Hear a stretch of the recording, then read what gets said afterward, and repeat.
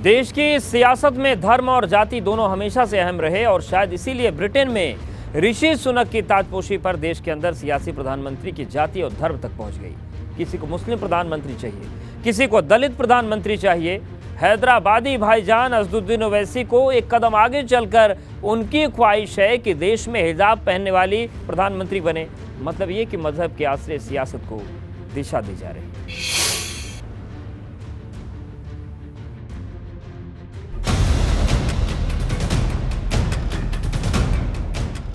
मजहब के नाम पर अल्पसंख्यक सियासत की ये मुनादी है और राजनीति के निशाने पर मुस्लिम आबादी है। हैदराबादी भाईजान की जुबान पर अल्पसंख्यक का नाम है और ख्वाहिश प्रधानमंत्री के पद पर मुसलमान है। तो उसका नाम असदुद्दीन ओवैसी और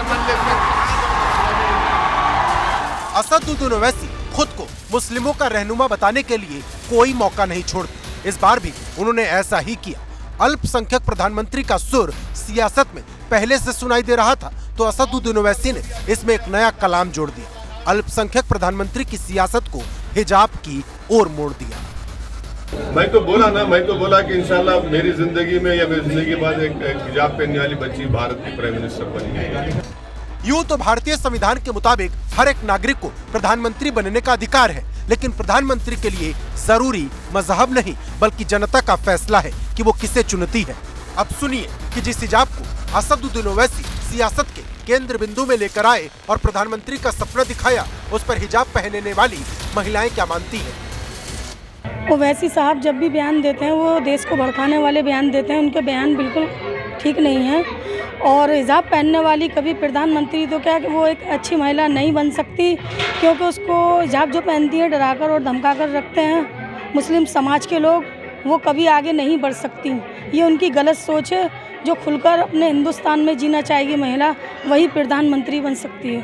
हमारे मदरसे खतरे, हमारा हिजाब खतरा। साफ है, असदुद्दीन ओवैसी मजहबी राजनीति को हवा दे रहे हैं और जनता भी इसे बखूबी समझ रही। लेकिन यहाँ सवाल है, असदुद्दीन ओवैसी के इस दांव से उन्हें फायदा होगा क्या। दरअसल देश में 70 लोकसभा सीटें ऐसी हैं जहां मुस्लिम वोटर्स की संख्या 30% से ज्यादा है।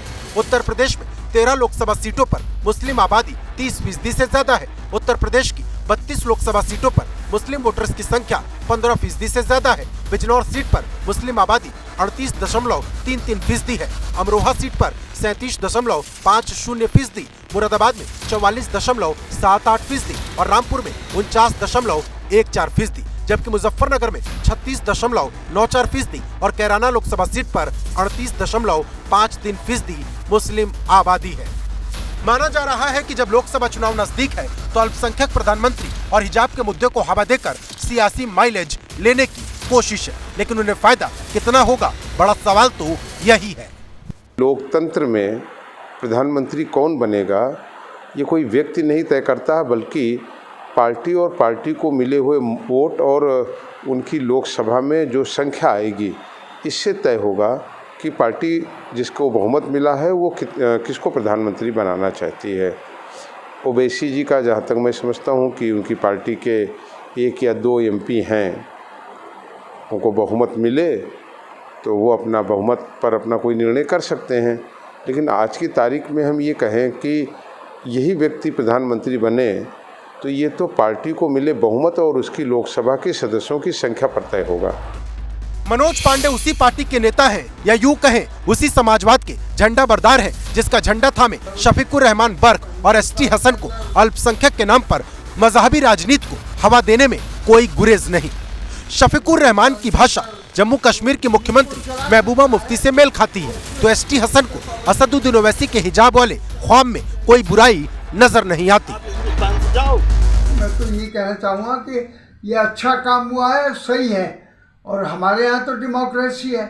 जब डेमोक्रेसी के अंदर तो इससे भी ज़्यादा आज़ादी है और हर आदमी को उसमें हक दिया गया है, हर कौम, हर बिरादरी, हर मज़हब के इंसान को, कि वो आगे बढ़ सकता है और अपनी जगह ले सकता है वो।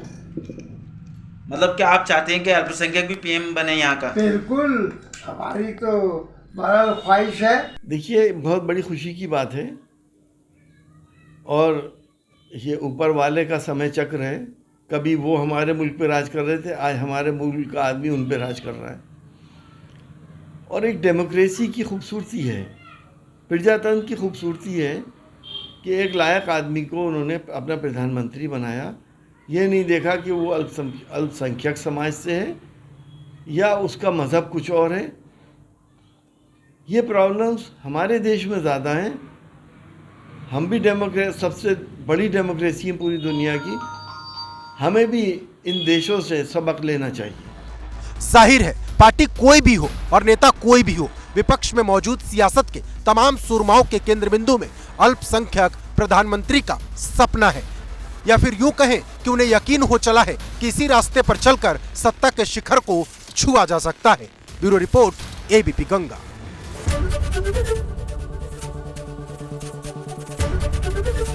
एबीपी गंगा, खबर आपकी, जुबान आपकी।